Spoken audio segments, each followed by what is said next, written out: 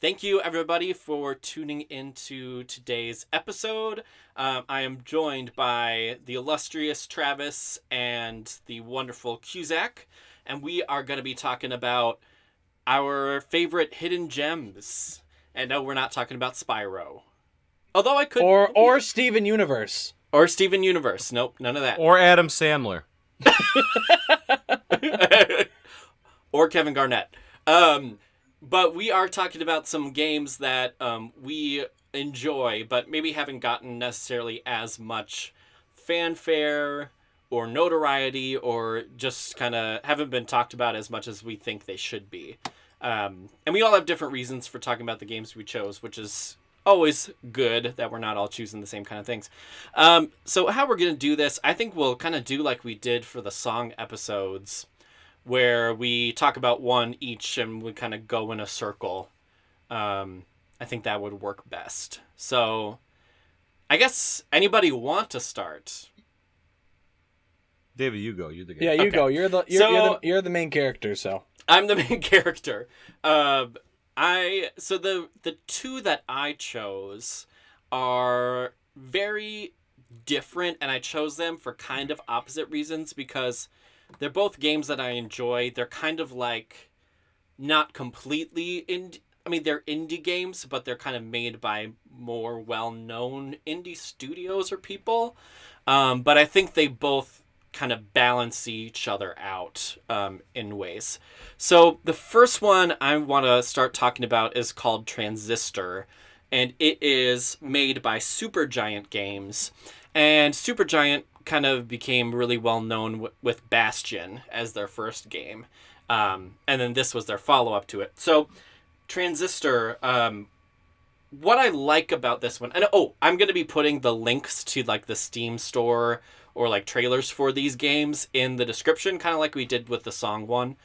So you can follow along if you want to and kind of look at some of these games while we're talking about them. So Transistor, it's an RPG. It's pretty standard. I shouldn't say standard but it's got like the power-ups, it's got, the combat, it's got an isometric view like Sonic 3D, isometric. What is really great about Transistor is that the gameplay, for like a somewhat smaller indie game, the gameplay is super smooth, super straightforward, but also it develops enough to where you can kind of experiment with different things, but it doesn't become so bloated as a game, say like the Witcher series, which is good, but it takes a long time to get used to those systems of combat. And the Transistor does a really good job of kind of perfecting the basic combat, and then you can kind of add on to the basics to create how you want to play with the game. So basically how the combat works then is this large sword, which is called the Transistor. You can kind of mod it with these different things, and the mods can either be like you get several weaker power-ups and different moves you can use, or you can kind of focus on a couple of moves and then focus on support mods that power those moves up. So you can, depending on the situation, you might want to try out 5 different power-ups for this, so then you can kind of attack different groups of enemies in different ways, or you can really focus on 2 power-ups and then focus on building them out and fleshing them out. So what you're saying is, like, the experience that you could get with this game is different because it kind of offers more variety in terms of play styles and what's kind of like a very... I mean, it doesn't really do that much different with the genre otherwise, Yeah. So that's kind of what you're looking at. Yeah, exactly. So it's got customization, but in a different way than RPGs I've played before. So, for example, I'm coming up with blank, but in your typical RPG, for example, like not even turn-based, obviously, but then also action RPGs, you mostly just get different moves or like different power-ups. You get different levels of magic, right? You get like the basic fire, and then you get the secondary fire, and then you get the strongest fire. and then you can kind of customize it that way by selecting which of these moves you want to use. But the moves don't really, in a lot of these RPGs, the moves don't really relate to each other. Or what you choose to power up doesn't directly influence each other, or they're just all moves you can use. So Transistor mixes it up a little bit where you can choose to use all different kinds of moves, or you can choose to, focus on one or two and power those up. What I also like about it is that you have the ability, there's like a meter where you can freeze time in battle. And you have to be pretty quick with it because the meter will start depleting right away as soon as you pause battle. But then you can kind of move around to different locations and choose to use moves in different locations. So then you also kind of get control of the field too, in a way that you usually don't get access to in an RPG. How do you justify the status of this game as a hidden gem? Because, I mean, you've kind of described the gameplay mechanics, but, like, where does it sit there? So what I like about it is that it's different than your standard RPG in terms of aesthetics, music. The combat is great, and it's wonderful, and it's part of the reason why I would include it. Like, I wouldn't want to include an RPG that doesn't function well. But what really makes it wonderful is that the aesthetics of it, it's in like a futuristic city, not in the same vein as like Final Fantasy VII, for example, right? It's in a city, but it still kind of has that magical element to it.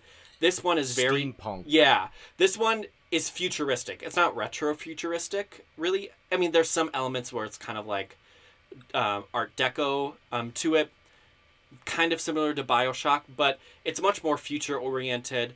The music is fantastic. Like, the soundtrack is wonderful. Kind of like we talked in the songs episode about Persona 5, where every single piece of music is constructed to build the environment. And like, really is meant to be part of the game itself, right? It's not an addendum to the game, but rather a main function of the game. And it's the same thing with the soundtrack here, where it's like not really jazzy, but it's also not really like it's got strings, and like the best way I can describe it is it's kind of like futuristic but also like sexy in a way. That like sounds really strange, but it's very like sensual, not like a actually like overtly sexual kind of way. I don't know, it's hard to describe because there aren't a lot of games that toe that line as well as it does, where the music is so central to it because it's so much a part of the world building. And in independent games, you get that a lot, right? So if we think of something like an Undertale, or something like Braid, for example, those, like, the music is really an emphasis because it helps build the world in ways where maybe you can't afford to have a 40-hour story that builds the world. So you kind of have to put that storytelling within every single ounce of the game you can. And it kind of reiterates what we talked about in the songs episode, where music really has to be, if not a storytelling element, it needs to at least be a world building mechanic, and it can't just be atmospheric or even really just complimentary. It has to kind of define the stage as much as any other element does. Definitely. Sure. And I think Breath of the Wild does that really well. Side note, yeah, if it does you want that to make too, a good example. But in a different way. Whereas this one, like, the music like changes whether or not you're in battle or not. That's kind of a classic, way to use music. But it also, long story short, we don't have to get into the plot because one of the negatives of it is the plot, which we'll get to in a second. But the main character loses her voice, but her voice is also like the kind of harmonizes with the music as it goes along. So you're kind of in this, it's interesting because your character can't sing, but like her voice is singing in the music as you play the game, which also just has like it has some cool things where then it makes you think like, oh, is this her reflecting on this? Is this her kind of projecting her own interpretation of it? It just kind of connects it well to the character as well, in a way. When did this one come out, David? This came out in 2014, so it was a while ago. And okay, the last time, that is a while. The last time I played it was I think 2 years ago. But the reason why I chose this one is because I wanted to find a kind of a hidden gem that's really about the gameplay and the environment and kind of the that stuff. Because I think a lot of the times indie games are considered to be like dismissive. Like there's a dismissive attitude towards them for being all about plot, right? Or for being all about storytelling rather than being about gameplay. And this is it's not an indie. It kind of is because it isn't like distributed by a major platform, but it's not completely indie. But it's a game where the real meat of it is within the gameplay and the aesthetics of it and the design of it. And it is able to balance like that emphasis on aesthetics that AAA games can have, along with like indie game elements. So that's why I really liked it. Something that I don't really like about it is that the plot is a little convoluted.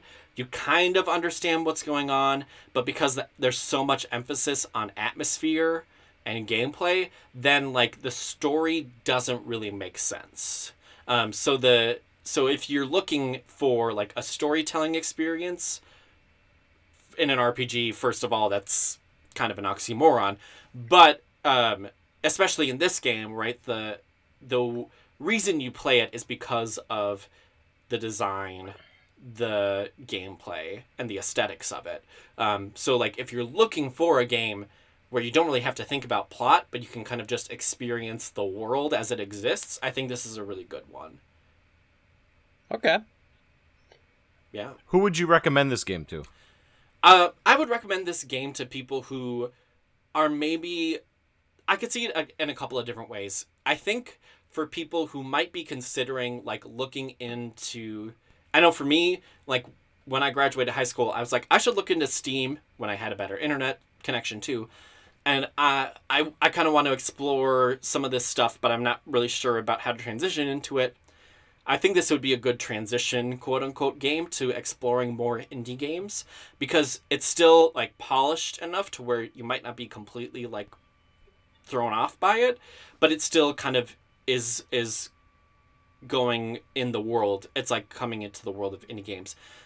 So I would say it's a good transition between, like, AAA and indie, but I would also say for people who want a game where the aesthetic and the design of it is like a really strong factor in the game. It's a really big reason why people enjoy it and love it.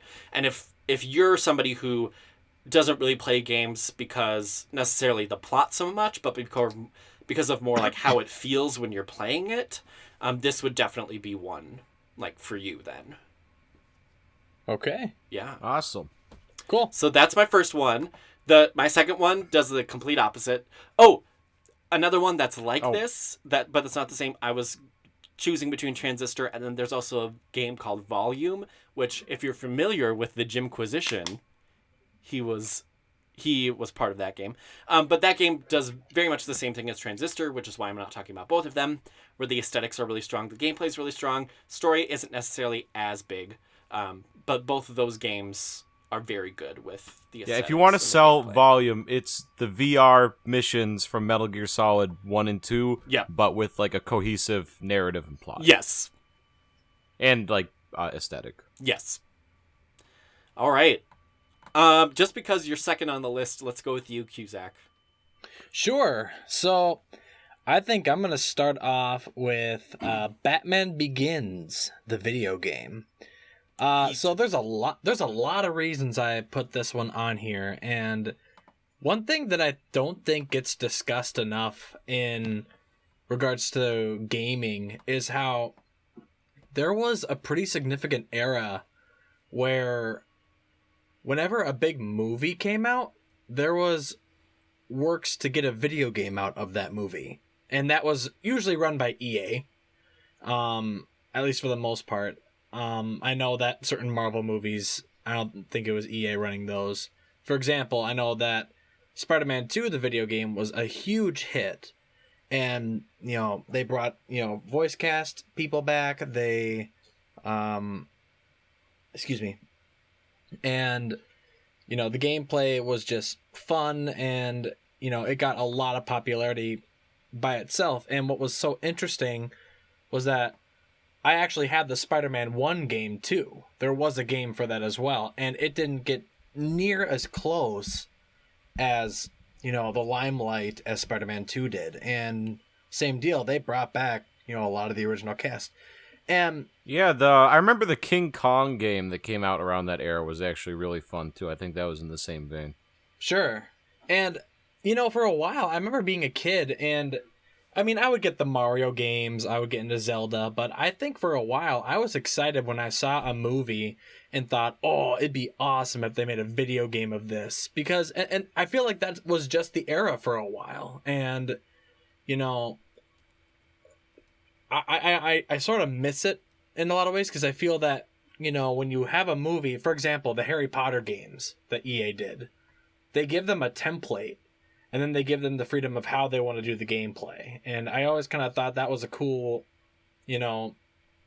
way to make a story into an RPG kind of aspect. And so anyway, to the game I'm talking about, I wanted to bring up Batman Begins specifically because another big franchise that has gotten major popularity over the years is the Batman Arkham games.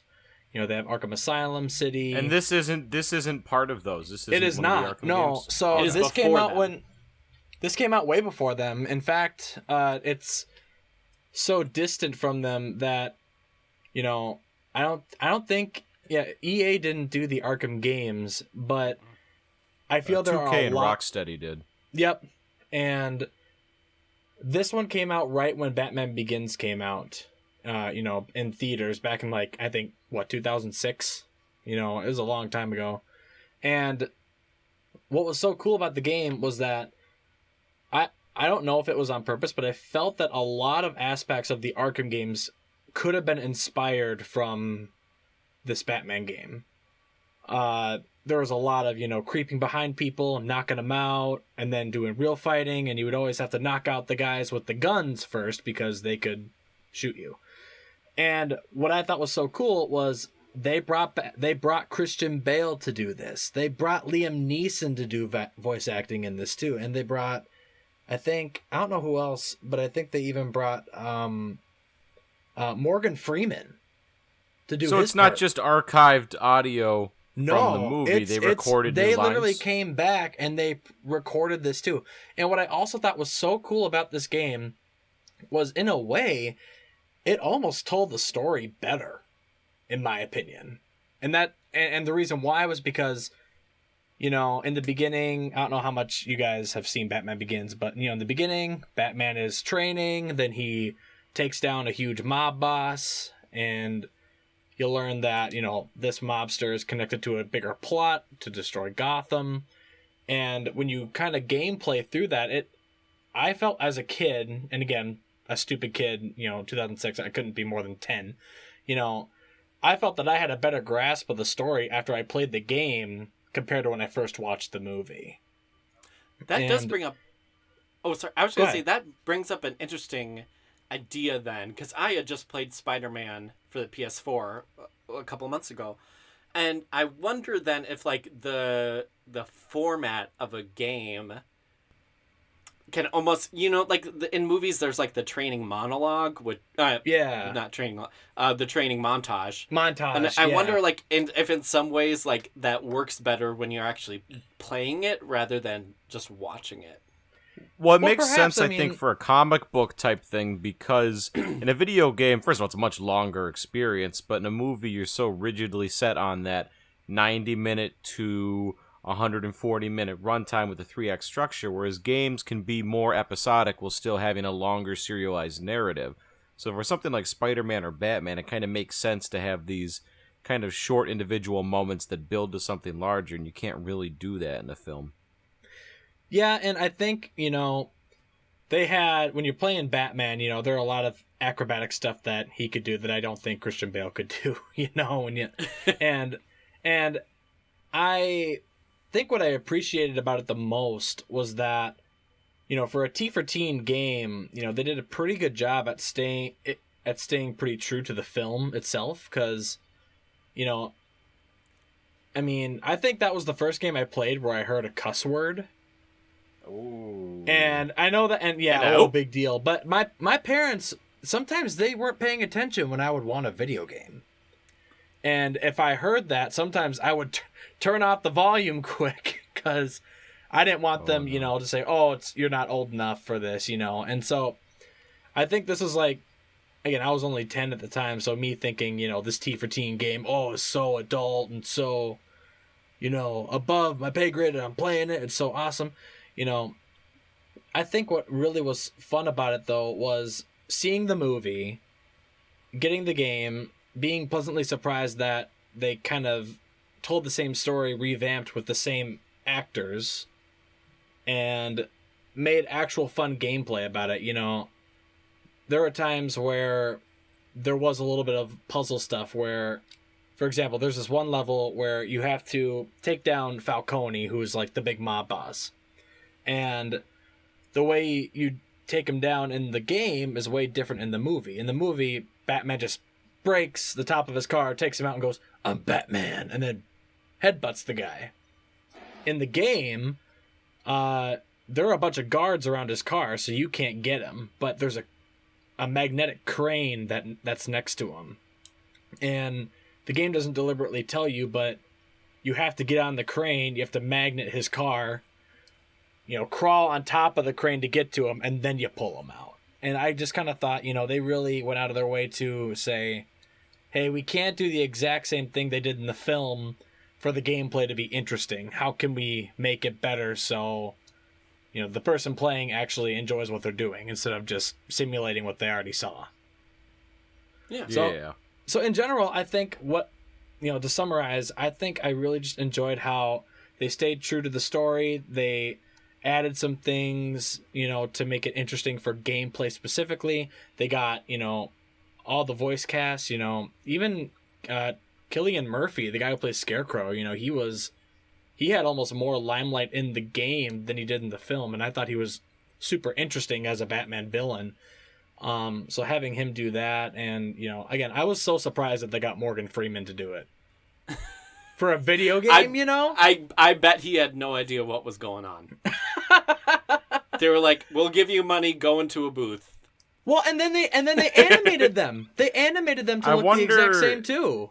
Like it actually was decent. They have to sign off for their likenesses. They don't have to do that. That's like an extra thing. I wonder if Morgan Freeman appeared in the Lego Movie video game, because I'm flipping back, and that's the only other time I would think that he'd been invited for a video game. Maybe. But I forgot that they had a Lego Movie video game. I know for some of the Lego games, like Lord of the Rings specifically, they do what you suggested, Travis, where they just put dialogue and then have them speak it as the Lego. Yeah, but that's I remember that too, yeah. And I was surprised, because, that's a big deal to bring all those guys in. But I think back then, and I kind of talk about this, some of them, actually I don't know why I said that. But back then, I think licensed movies were a lot bigger deal. I think when the internet wasn't as big, there was less word of mouth, and there was less reviews. And people, you can go back to the 70s and 80s, I guess more 80s and 90s on this. But you see Batman, you like Batman, you buy the game. And it was kind of as simple as that. Yep. I think that's maybe why licensed game phased out more and more. Yeah. I agree. All right, Trav. Yeah. Oh, sorry. Oh, yeah, that was it. I was just kind of agreeing, Dan. Sweet. Okay, well, I'll go to mine then. Originally, I was thinking about talking about something like Katawa Shoujo or Honey Pop. More in the sense that, like, as a hidden gem, not that they don't have a large player base, but more that the risque nature of the games might turn people off and miss something. But I decided I'll save that for when we do our visual narrative episode. The first one that I'm going to actually talk about is Dragon Ball Fusions. Now, there's no shortage of Dragon Ball games. They're a dime a dozen. The problem is most of them are bad, and all of them are uncreative. Even Kakarot Fighter Z was so the one disappointing. Fighter Z, the one that came out... Yeah, Kakarot fits exactly the same world as the Xenoverse games, where, I mean, they're okay, but it's the bare minimum of what you have to do to make a game. It's basically selling a brand. There's no love, there's no magic. They're cookie-cuttering a Korean MMO and changing the skins. Kakarot, I didn't play it, but it also looked very run-of-the-mill. There were times Fighter Z, which came out a couple... Sorry. Did you play Kakarot? I played a little bit of it, and I think what I would have preferred, if they were going to be this lazy with, dialogue and stuff, I would have been like, you know what, when stuff starts happening and there's no gameplay, why not just play the scene at this point? Yeah, on a Blu-ray version or something like that. Yeah, and I was so frustrated because I was like, oh, it'd be really cool to do all 4 sagas and, reenact it. That sounds fun. But then I played it, and then I was like, oh, man, I've never been more bored in my entire life. Like, I don't know why, but every anime game has to be a 3D fighter, and I'm just going to, like, there's One Piece 3D fighter, Naruto has the Ninja Store game, all these games have these 3D fighters, and they're not fun. 3D fighters, they're not competitive, they're not engaging, they're really, really boring, and they're all the same. And like I was saying, Fighter Z is great, it's mechanically perfect, and it looks wonderful, but it's not very creative. It's exactly what you would expect with a Dragon Ball fighting game. Now, towards the end of the 3DS's life, there was a game called Dragon Ball Fusions. I don't know anybody else that ever played this game. I don't know anybody else that even talked about this game, but I bought it when it came out because I thought it was a cool concept. It's a turn-based RPG, which, great, whatever. The hook is you have access to every character in the history of Dragon Ball, and you can combine any 2 of them. You combine 2 of any character, and you make 5 of them, and that's your army. I remember you can combine Kid Goku and Kid Krillin. You can combine Mr. Satan and Majin Buu was one of mine, Tien and Yamcha, and you get these really creative designs. You get these really creative movesets, and it's just pure fan service, and it's something that you haven't seen before. It's something you can't see in the show, because like Cusack said, if I wanted to just replay the exact events of the show, I would do it. There's an original plot. It was boring. I don't remember it. I don't care. It was just cool to see all these new designs, all these new audio clips, all these new characters. You could combine all 5 of the people in your party to make a huge one. You could combine new Broly and old Broly. It was stupid, silly, fun. And the fighting mechanic was actually quite different than something I'd ever seen. It's kind of like a very simplified Fire Emblem in the sense of every match is a ring, and you have to position your guys and move them around, but it's not on allotted spaces. You have the whole ring to move around, and then it's a rock, paper, scissors system. And I think it's so entirely blatant that they don't even, like, it's not like pole arm, sword, and shield. It's literally just rock, paper, scissors. But the whole fun element of it is instead of killing your characters, you can also push them out of the ring, and that's a win. And that's a cool and unique gameplay mechanic, and it also is great because long-term fans of Dragon Ball know that it was a really important element in the early, not Dragon Ball Z, but in Dragon Ball, the fact that you could push your opponent out of the ring was a very important element to the show. They had the world tournaments, and it wasn't just about strength, because the strongest person didn't always win. That limitation was an important element. I appreciate how they integrated that into the gameplay. There's not that much to say about it. It's a pretty quick game. It's pretty easy. But if you like Dragon Ball and you were willing to waste money on any number of their other games, then you should absolutely check this one out, because you will get something different. And I appreciate that. It's so easy. It's like, I love these properties. I like Dragon Ball. I like One Piece. But don't just make the same game every year. Don't make 3D fighters that's just, you have to be absolutely brain dead to play. I'm sick of it. That's my No, that's good. I enjoyed the Fighters Z game. The Fighters game is really fun. But it's technically perfect and it's great, but like I said, it's not very creative, and I don't like how the roster has, like, you got Goku, Super Saiyan Blue Goku, Dragon Ball Goku, Dragon Ball Z Goku, Dragon Ball GT Goku, Black Goku. And it's like you got all, and that is a real character, by the way. Yeah, I know. I've actually started watching Super, and unfortunately, Super is horrible. it's got to don't start. Recommend it. They got to start. They gotta start I like calling how- it the Goku Vegeta show, because literally that's what it is at this point. I know it's. I was just gonna say, I like how it's like Dragon Ball is awesome, but don't watch the original series and don't watch Super. No, the original Dragon Ball is great. Oh wait, no, It is. Dragon Ball It's Z is great. Z. Z is good. Dragon Ball Super is terrible. Super is bad. Dragon That's Ball is good. Dragon Ball Z is good. GT sucks, and I don't. GT is better than Super though. I don't mind GT Super. is better than Super. Okay, you have haven't watched the whole Broly thing. movie though? It's so good. It's exactly what you would expect. It's Oh Goku my and Vegeta. We got to fight a guy. Oh no, we couldn't fight him. Guess I got to get a new level. Oh, Goku got a new level and he beat the guy. It's boring. It's lame. Because This they isn't what haven't it's been about. doing that all through Dragon Ball Z. See, It's called emotion. It's called context. It's called there were different reasons why the things happen in Dragon Ball and Z. Super is one of those things that only exists using the tropes that worked before. And it's, yes, you can draw parallels, which I don't think is accurate, but you can't say it worked in 1989, let's do it again in 2020. The world is different.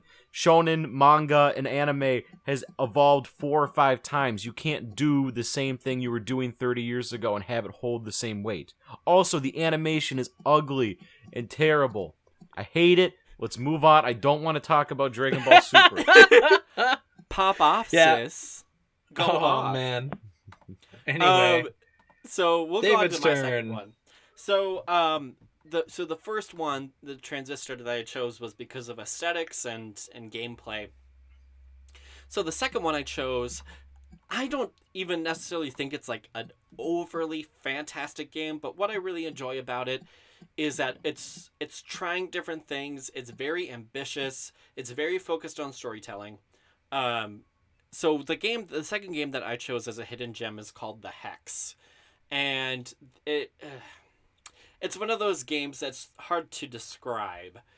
So I'm gonna do my best to do it, but Yeah, I know, you got a big job. yes, I do. So the main concept of it is that there are 6 characters, video game characters, at this pub, and they're not characters within the same game, but there are 6 characters from 6 different game worlds are all in the same pub. And basically you find out that somebody's planning a murder plot, and you have to play as each of the characters to figure out which one is trying to do the murder. It twists and turns ad infinitum from there.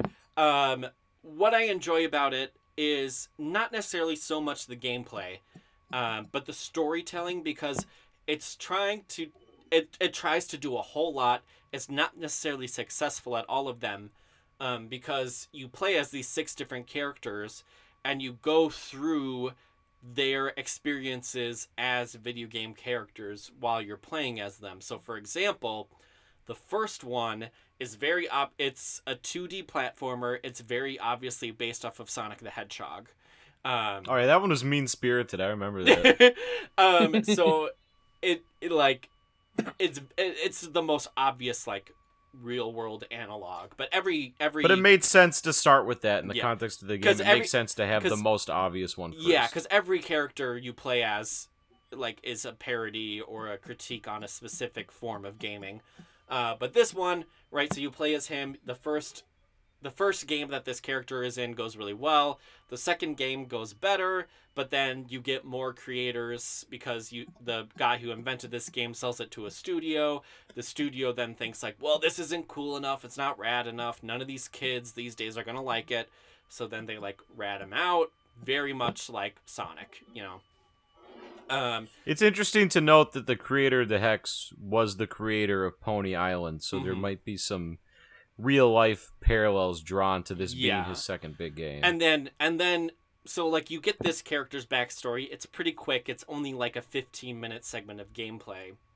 But then as you play throughout the game, you get each of these 6 characters' stories. And some of them are about how, you know, there's one guy who was a fighter, and then it turns out that the studio thought that he wasn't a profitable character anymore, so then they relegate him to like a cooking game. or you get another character who decides to rebel against the game that she's in because she's in a very like stereotypical like JRPG, very lucky, happy-go-lucky game, and then she like makes a deal with the devil to get out of the game. So you have these different characters, they all come together. All of the storylines like coalesce in the end in really crazy ways. Not necessarily, it doesn't necessarily always go off 100% like seamlessly, right? It's not. Yeah, some segments work better than others in Yeah, that game. and especially when you get to segments that have a lot of gameplay elements, right? So there's one that's like a top-down shooter that's supposed to be kind of like Halo, not really. Also like a roguelike. It's supposed to be like Contra. Yeah, it's like Contra, but also it uses like the space, like the space iconography of like a Halo. Yeah. But that the story is cool, but you play so long in these sections where you're shooting bad guys, where it's like, well, is this a critique of this genre by making me play something very tedious, or is it just tedious? Yeah, I found the ending to not, or I found like the culmination of everything to not be very satisfying too. Like I remember walking away from that being like, I thought this was building to something more interesting. Yeah. Than it was. But what I like about it and why I think it's a hidden gem, it's not as well known as Pony Island, because this guy who created Pony Island, that became a huge thing. This was his follow-up. It's not as big. So if you're a fan of Pony Island or have heard of Daniel Mullins, this is another one to try out. I also chose this one because Transistor, as an indie-ish kind of game, plays it very straightforward in terms of like, this is the plot, this is the beginning, middle, end. What I like about the Hex and what I think it works well at is, we've talked about this a couple of times, right? It's very much of the era of indie games that are like questioning the role of the player versus the gamer versus the character versus the creator, in ways that sometimes doesn't necessarily always work, but it's sometimes actually pretty interesting. Some of the stories work out pretty well. And it makes you think about these things, not necessarily coming up with any answers, but it gets you to kind of think through more about like the game and specifically the gaming industry in ways that a lot of other games don't do, because the biggest kind of critique of this is that the creator of these games turns into like an industry executive. A sellout, right? Where the games that he's creating, they're obviously making it so they can make the most money. So even when he like at the end, when you play as like a walking simulator character, right? It's supposed to be very artsy, right? Yeah, that's a poignant. That was very much felt to me like that was the beginners, like a throw out to that review rest. Yeah, where it's like it makes fun of the genre, but then it also makes fun of people taking on the genre to make money. So yeah. So the game, you're right that it offers a good dichotomy in the sense that Transistor is kind of very sharp, but the Hex is very ambitious and creative. It just doesn't always perfect it, but it's very ambitious. It does a lot of different things. Yeah. So I think it, like the hidden, like the people who would want to play this game is somebody kind of the opposite of Transistor. I appreciate both games, but the reason why I like it is because the story, you have to pay attention to it. It's kind of the main focus, and you kind of have to figure out what's going on. It makes you ask these questions about video gaming in general. The focus on the story, not necessarily always 100% perfect, but it's still kind of one of those things where I would rather see a challenging movie or a challenging game where maybe not everything 100% goes correctly, but it still manages to bring up some ideas that you wouldn't necessarily get with another Halo game, another COD game. Not saying that those are bad necessarily, but this is a different experience than that. And it's not 100% perfect, but it's like it shoots for a lot, and I think that's really interesting and commendable, is that this creator is trying out something new. And like you said, Transistor's for somebody who kind of wants to get into something. With the Hex, it's more so if you have an extensive knowledge of not only video games, but like the rhetoric behind video games. Like if you haven't played the games in this genre and you don't understand why people like and also make fun of walking simulators, like if you don't understand that larger scope, you won't get very much out of this. Like you have to be very in tune with all that. Yeah, it's like you have to be very much like a gamer, quote. A gamer. Gamers rise up.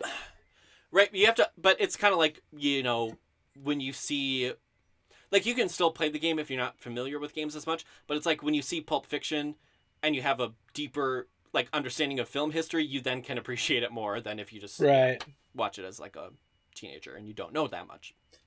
Anyway, that's mine. Cool. Alrighty. All right, round 2 for me. Sorry, I was thinking when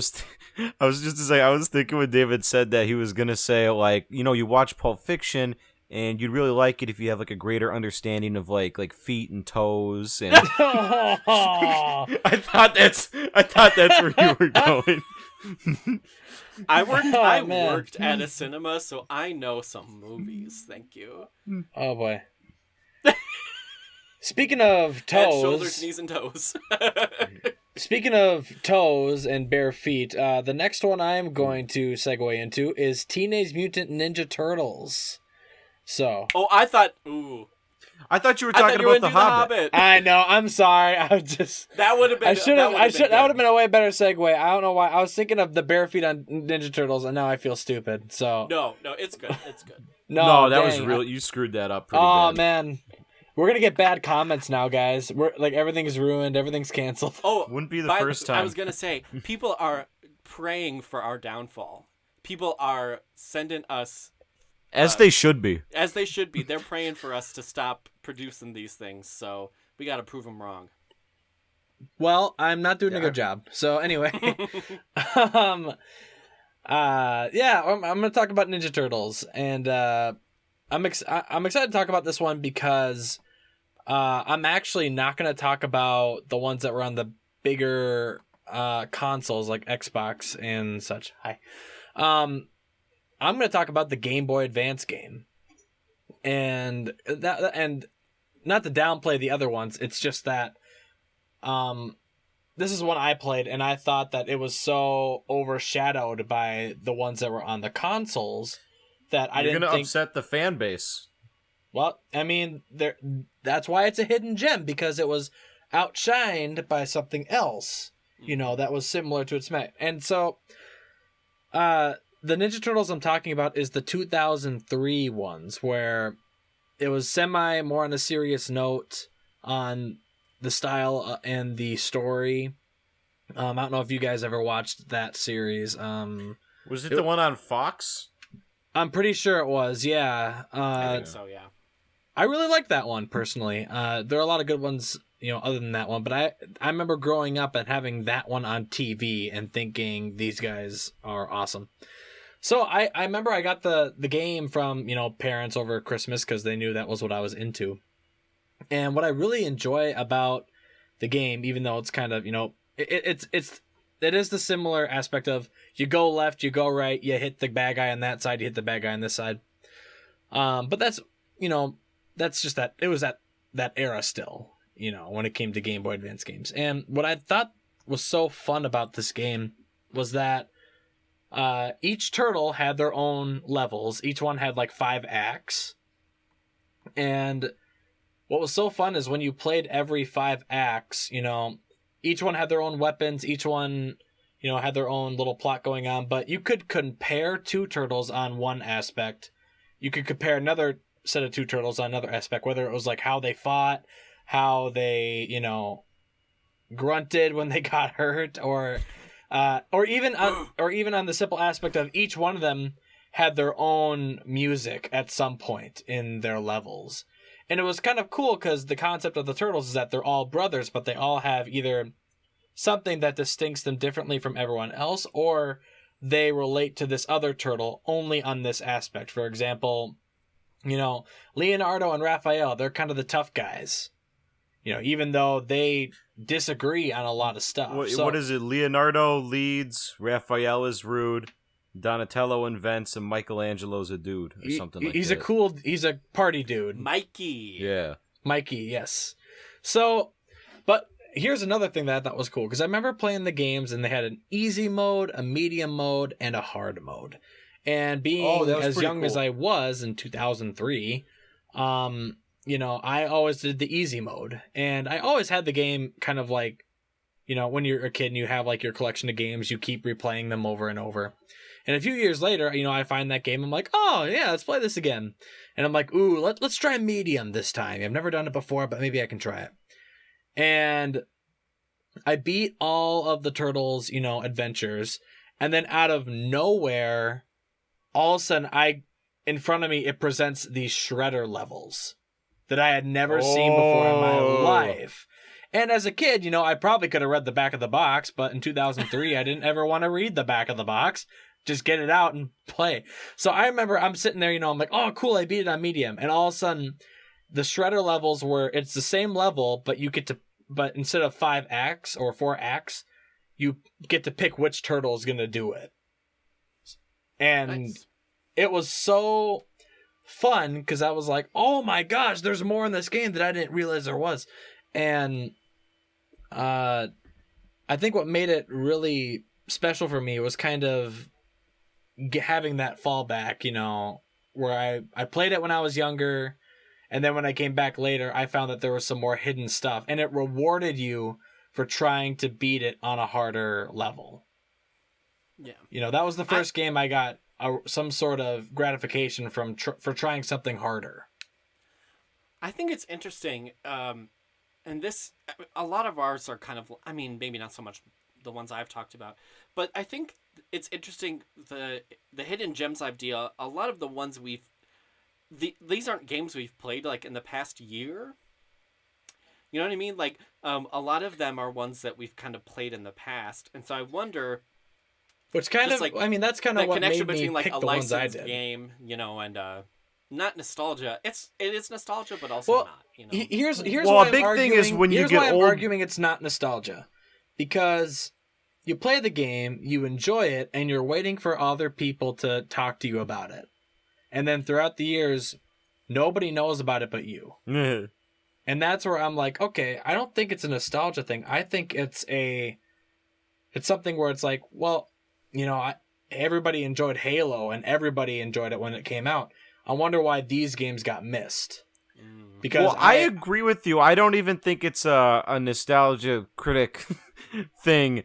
I think what it is when you're younger, you're more willing to play.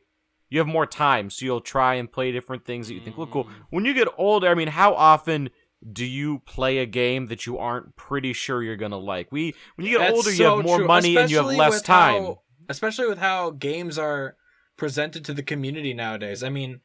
You don't know any offside games except for what's presented at E3 sometimes, and even then it's like you play the big ones, and when you play an indie game, usually it's because David said, "Oh, Travis, you got to play Lesbian Simulator 2019." I go, "Oh, okay."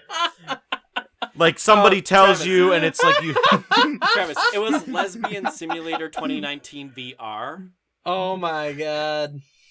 You need the Oculus. So usually. And usually you have a pretty good idea, and if somebody's like, oh, you know what, Cusack, your time is better off not playing Sword and Shield Pokemon and not buying both packs of DLC, usually you end up steering away unless you're some sort of maniac. Well, and 9 times out of 10, you semi-know what you're getting into nowadays when you put on a new game. I feel like at this point for me, someone just has to say, hey, give this a try, it's good. And I don't even have to know anything more, and I'm going to do it. But when I was a kid, I loved Ninja Turtles. I loved Batman. I loved The Hobbit. So I'm like, yeah, let's go get that game. That sounds fun to me, because I'm reenacting... Are you still talking about The Hobbit? What's that? In this pod, are you still going to talk about The Hobbit in this podcast? That's I wanted to save that one for last, because I'm very passionate about that one. Got it. But yeah, again, back to the Turtles thing, just to kind of wrap up. Basically, what I found so fun about it was that each turtle had their own experience, their own, form of fighting, their own little quirks that made them unique as one of the 4 turtles. And I thought that was something that was so cool to put into a simple going left, going right fighting game. You could have made each turtle attack the same way, but just the weapons are different, Or you could, make them, have the same story, but choose whatever turtle. Like each story is significant to the turtle, which I always thought was kind of cool. Nice. So, yeah, play that one if you enjoy Ninja Turtles and you think you can beat the Shredder. Classic. What's the best Ninja Turtles cartoon? Just like with no explanation, rank all the Ninja Turtle cartoons. Let's see. The worst one, I really don't like the new one now. Don't know if anyone of you guys have seen that one. It's like 2D. No explanation. Animated. Just give me. Just rank them. I just want to hear a ranking. I'm gonna give the Nickelodeon one that came out. I'm gonna put that at number 2. I really like that one. I think I actually like that one better than the 2003 one, so that'll be number 3. I think the original, I'm sorry, it's going number 1. And for number 4, I'm gonna do the big movie where they brought them all together. Valid. All right, Turtles Forever. SDT. Okay, Sweet so tea this for isn't me. actually that much of a hidden gem. I feel like this franchise and this game are pretty well known now, but at the time nobody knew what this was. Especially in I America. remember the only reason I knew about Chibi Robo was from Nintendo Power. They did like an issue where they did strategy guide on it. And I thought the game looked so cool that I wanted to get it, and obviously I did. I think during the GameCube era was a really interesting time for Nintendo. I think they were... It sounds weird because it's such a safe console, but I think they were at some of their most experimental in terms of software development. They were really starting to have other companies work on their properties. You had Metroid Prime. The Nintendo 64 was very much about how do we turn our series into 3D. So you have Mario 64. So the GameCube is, well, what do we do now? And they kind of went out there with Mario Sunshine. They kind of went out there with Kirby Air Ride.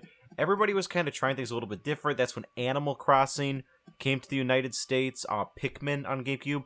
And the game Chibi Robo is kind of like a halfway between Animal Crossing and Pikmin. It is very much, at the end of the day, a chore simulator. You're a small robot. You're in a house, you're picking up crumbs, you're cleaning the floor, and there is a day and night cycle and time limits, and you have to recharge your battery, so and so. It's pretty standard stuff. But I think there's this... I remember when I was a kid, everybody played those Army Men games. I think there's a huge amount of charm in being a house is your setting, and being a little tiny person in a big house. I don't know what's so attractive about that. But it just feels like there's such a big world and there's so many things to discover in a fantastical version of what you see every day. I also think the game was pretty unique in the sense that it kind of, I don't want to say dark because it's not like it was dark, but the main plot of the game was about how the dad of the family was lazy and fat and stupid. And it wasn't a Simpsons episode. The whole plot was the mom wanted to divorce them. It was about, I wish, it was about divorce, and it was about kind of like this kind of a very misanthropic family sort of coming together, and your goal wasn't really to defeat any large force. It was sort of like to help a family kind of figure out, again, why they love each other and like bring it together. And I think when you're on a small scale, well, yeah, it kind of sounds like small stakes, but I think it's really cool to take an opportunity and have like that be the goal. It's a little juvenile. I mean, I think you save up happy points and everything's a heart and cheery, but just having that sort of very realistic, played straight narrative I thought was wonderful. And I mean, which really sucks about this franchise, I mean, everybody knows this story. After this game, I think they made a sequel for DS, which I believe was a Walmart exclusive, and I never played that. And then they tried to bring the franchise back with 2D platformer, and it is so indicative of Nintendo's philosophy throughout their different eras. I think with the GameCube not selling as well, they just got so focused on new Super Mario Bros. And just like making everything these very safe and sterile 2D platformers. That's just like they're trying nothing new. They're doing it by the numbers. And I played the Ziplash game on 3DS. It's not fun at all. It's boring. And I just wish that Nintendo would take the opportunity to do more risks like this, because this is a really cute and charming game. I emulate this game because it's really expensive to find. It wasn't expensive when I had it, but I throw really this in every couple of years. And I play it, and I do think it stands up. I do think it is really fun. If you like Animal Crossing, just like the vibe, the aesthetic, the music, I think you should absolutely give this game a chance. Sweet. All right. So, Cusack, you want to talk about The Hobbit? Are you saving yours for last? No. We didn't do 3. You're only supposed to do 2. Oh, I thought we were doing 3. Okay, well, no, I came talk about extra. The Hobbit. I want to talk about The Hobbit, yeah. Let's go. Okay. I thought we were supposed to do 3. So, the next game I'm going to talk about is this game of The Hobbit that came out for, I think it came out for Xbox, PS2, and GameCube. And I think I talked to Travis about it. He said that he's seen it before, and I think every time I try to mention this to somebody, I remember always seeing this in stores. Yep. At Target. I think they may have even had this at Scholastic book fairs in middle school. And I always thought it was such a cool looking game because I had read The Hobbit at the time, but this was before the movies came out. So I remember that this was probably the first. So me and my sister bonded with our Xbox back in the day, and she and I had this system where she would progress through the story, and then when she was stuck, I would get us out of the stuck, moment in the game. And this was the very first game where we kind of had that happen. And what was so fun was we were already big fans of Lord of the Rings. We had been going through watching the movies and such. And she and I had never actually read The Hobbit yet. But we were so was this into game the middle. Before the movies came out, or was it during? It had after? to have come out in between the movies. Maybe the first movie was out first, because there's no way this Hobbit game came out when The Hobbit came out, but I think it was out when some of the Lord of the Rings films are out. What's that?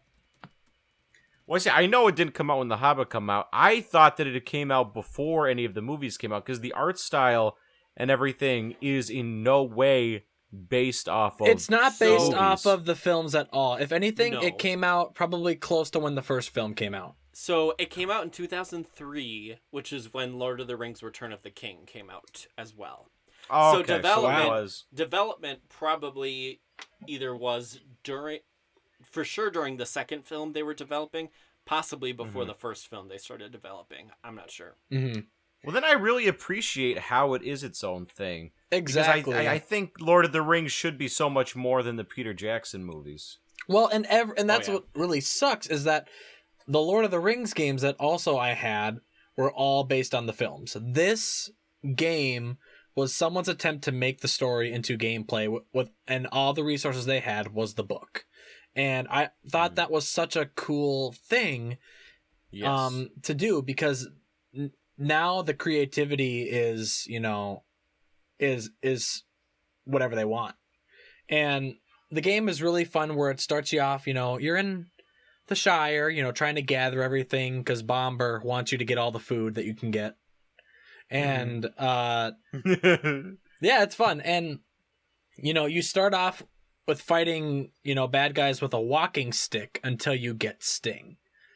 And I think what made the game so fun for me was that later on when I would read The Hobbit, I kind of envisioned the game as I was reading the book. And now there are some differences here and there. I mean, that's just going to happen. But the main level that I remember just being in awe of back when I was a kid was the Flies and Spiders chapter. And I don't know, I'm sure Travis has read it. Have you read The Hobbit, David? I have not. Okay, one of the chapters involves them going through the Mirkwood Forest, and basically spiders come out all over the place and try to eat everybody. Mm-hmm. And in this level, I mean, it happened numerous times throughout the game, but Bilbo gets separated from the dwarves and has to get through this level to find them. And this happens again in Flies and Spiders, and what I thought was so crazy about this level was that every corner you turned, a tarantula was trying to come kill you. And they did that before AC made it cool. They did, and what I think was also really fun about the game was that when you find the ring, it becomes part of your arsenal. So, and you don't have to worry about any sort of bad stuff happening.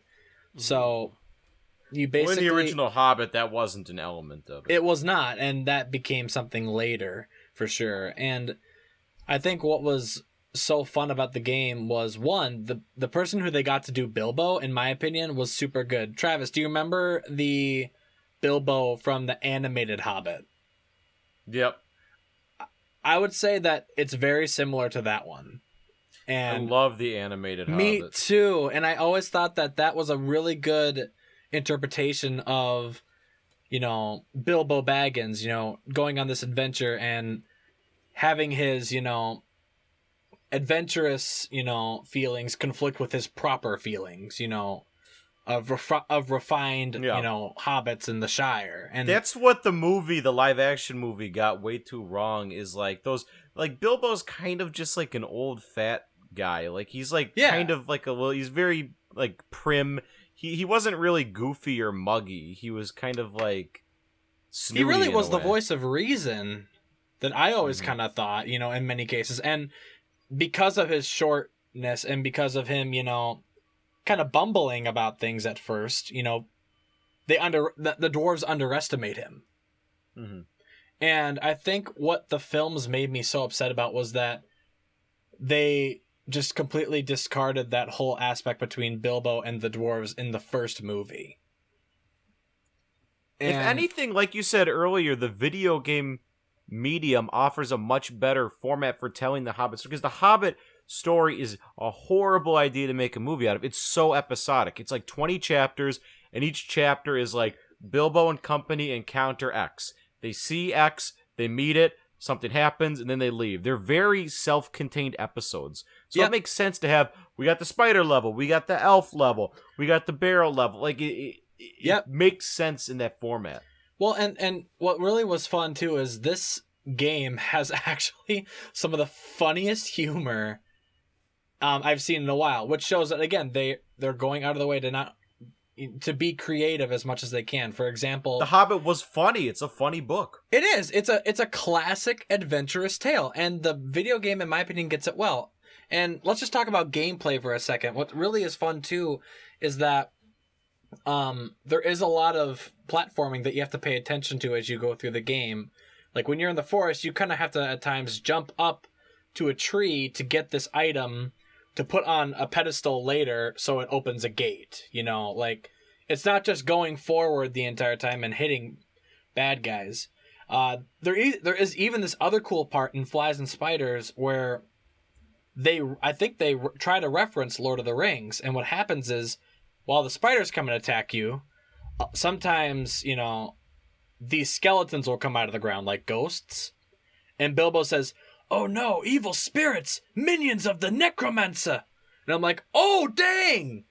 They're referencing freaking Sauron here. And it was so... I think the necromancer was an element in the Hobbit books. It was something that Gandalf talked about. So, I could have sworn later on they kind of let us know that the necromancer was Sauron, but if it's in the books, I don't remember it, so maybe they do that in the Hobbit. It's weird. They do that in the Hobbit. I don't think the necromancer was Sauron when he wrote the Hobbit book, but in the movies, they make it so. Okay, then never mind then. I kind of thought that was like a thing, but maybe if just the movies did that, then I should shut my mouth.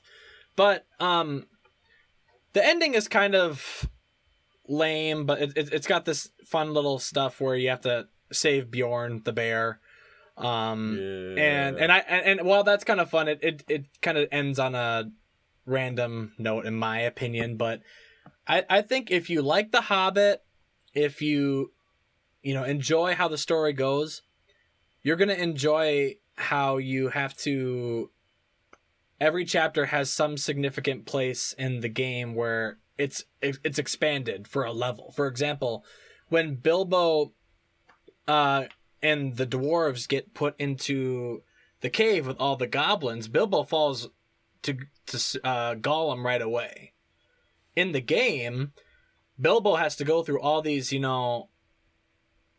goblins and all these other mechanisms before he gets to Gollum. So it's kind of like these little mini stories that happen within the story that we already know.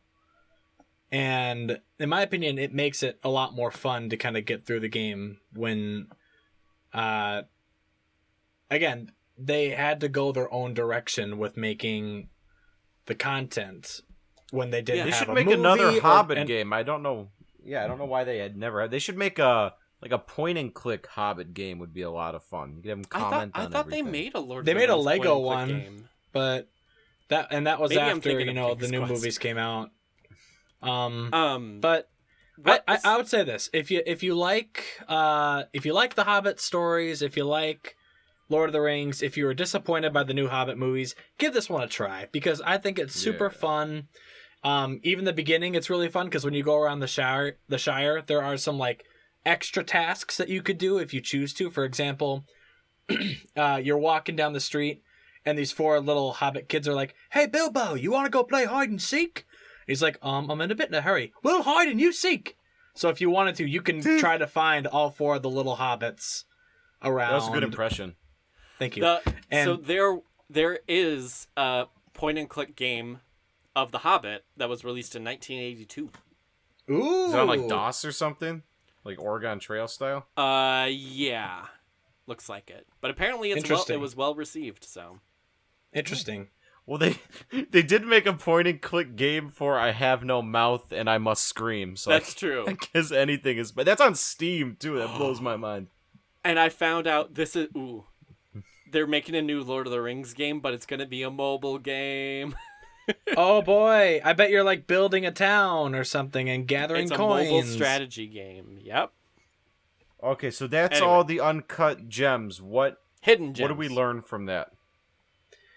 That you should. I think the biggest lesson is that if you really want to explore games, sometimes you just got to take a chance on something. That's true. I think if you only play stuff that you know you're gonna like, you'll not only constantly be missing out, but you'll never be surprised. You'll unconsciously close your mind. Yeah, and I think even, like licensed games get a bad rap sometimes, but there's some good ones, right? Or, games that maybe aren't a huge series. Some people might think that because it didn't become a successful franchise, it must be bad. So I think experimenting and looking for ways you could experience a game that you necessarily haven't done before, haven't played through before, is really important.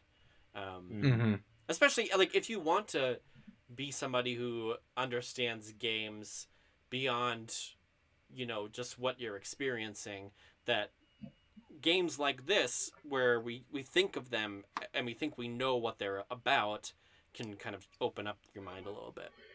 Well, and sometimes you just have to find something that you have interest in. Travis talked about a Dragon Ball game, and he's one of the biggest Dragon Ball fans I know. So sometimes you just have to be like, okay, there's a game of Finding Nemo. I didn't know this existed. Let's give it a try. I like Finding Nemo. I don't know. So this is what I've got to say, and this is also what ABBA has to say. Take a chance on me.